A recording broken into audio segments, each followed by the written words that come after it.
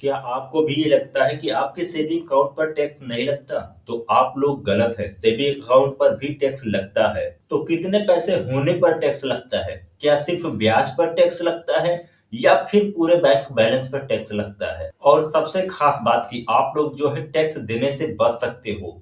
तो आज की अपनी इस वीडियो में हम बात करेंगे इसी के बारे में बिल्कुल आसान भाषा में, ताकि आप लोग की मेहनत की कमाई सुरक्षित रहे और आप अपने मेहनत की कमाई को सही जगह पर यूज कर सको और टैक्स की टेंशन से आप लोग बिल्कुल फ्री रहें। तो वीडियो अगर आप लोगों को पसंद आती है तो प्लीज वीडियो को लाइक कीजिएगा और अगर आप लोग चैनल पर नए हैं तो प्लीज चैनल को सब्सक्राइब कीजिएगा। बहुत लोगों का मानना है कि सेविंग अकाउंट पर कितना भी पैसा रखो, कितना भी पैसा जमा करो, उस पर टैक्स नहीं लगता। लेकिन आप भी अगर ऐसा सोचते हैं तो आपको मैं बताना चाहूंगा कि आप गलत हैं। टैक्स आपके बैंक बैलेंस पर नहीं बल्कि आप लोगों के सेविंग अकाउंट से मिलने वाले इंटरेस्ट पर लगता है। और इसी चीज को लोग बिना समझे हुए, बिना सच जाने हुए कई बार क्या होता है कि फर्जी टैक्स वो लोग भर देते हैं जो उन्हें नहीं भी देना होता है। देखो दोस्तों, आप लोग अपने सेविंग अकाउंट में 1 लाख रखो या 10 लाख रखो, बैंक बैलेंस पर कोई टैक्स नहीं लगता। लेकिन बैंक आपको जो इंटरेस्ट देता है उस पर टैक्स लगता है और ये इंटरेस्ट आपके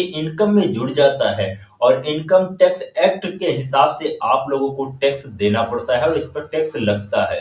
मतलब जैसे सैलरी इनकम हो गया, बिजनेस इनकम हो गया, उसी तरीके से इंटरेस्ट इनकम पर भी टैक्स लगता है। अब जान लेते हैं कितने इंटरेस्ट तक की टैक्स नहीं लगता। तो इनकम टैक्स एक्ट के सेक्शन 80TTA के तहत अगर आप लोगों को सेविंग अकाउंट से 10,000 रुपए तक की इंटरेस्ट आ रहा है तो उस पर आप लोगों को टैक्स नहीं लगेगा। मतलब अगर पूरे साल में आप लोगों को 10,000 रुपया ब्याज आ रहा है या इससे कम आ रहा है तो आप लोगों को टैक्स नहीं लगेगा। और अगर आप लोगों का ब्याज 10,000 से ऊपर हो जाता है तो आप लोगों को टैक्स लगेगा। जैसे कि अगर मान लो आपका 12,000 रुपया जो है वो ब्याज हुआ तो आप लोगों को 10,000 तक टैक्स नहीं देना है, तो 12,000 में से 10,000 माइनस करने के बाद में 2,000 जो बचेगा उस 2,000 पर आप लोगों को टैक्स लगेगा। और अगर आप सीनियर सिटीजन हैं तो इनकम टैक्स एक्ट के सेक्शन 80TTB के तहत अगर सेविंग अकाउंट से और एफडी से 50,000 रुपया ब्याज बनता है तो आप लोगों को टैक्स नहीं देना है।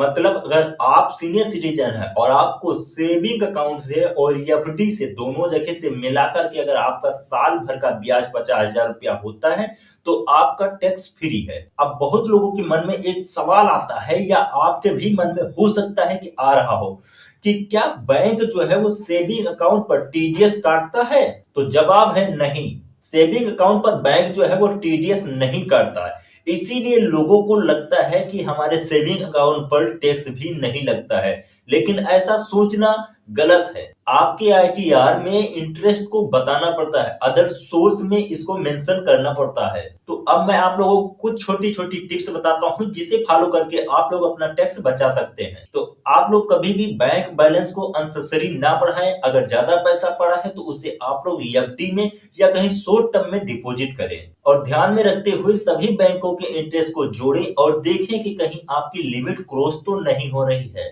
और आईटीआर में इंटरेस्ट जरूर शो करें ताकि आप लोगों को पेनल्टी न देनी पड़े, आप लोग पेनल्टी देने से बच सके। तो उम्मीद करता हूं दोस्तों कि ये जानकारी आप लोगों को पसंद आई होगी। तो प्लीज वीडियो को लाइक कीजिएगा और आप लोग चैनल पर नए हैं अगर तो चैनल को सब्सक्राइब कीजिएगा और कमेंट करके ये जरूर बताइएगा कि आपको क्या इसके बारे में पता था या नहीं पता था।